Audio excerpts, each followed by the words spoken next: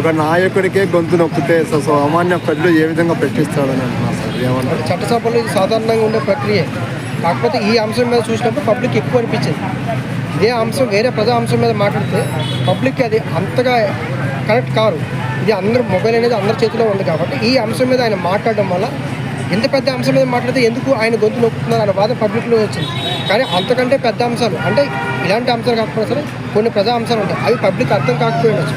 అలాంటి అంశాల మీద మాట్లాడినప్పుడు కూడా అధికార పార్టీ వాళ్ళు గొంతు నొక్కే ప్రయత్నం చేస్తారు, లేదా వారిని పార్లమెంట్ సెషన్స్ బహిష్కరించే ప్రయత్నం చేసి కొన్ని రోజులు సస్పెండ్ చేసే ప్రయత్నం కూడా చేస్తారు.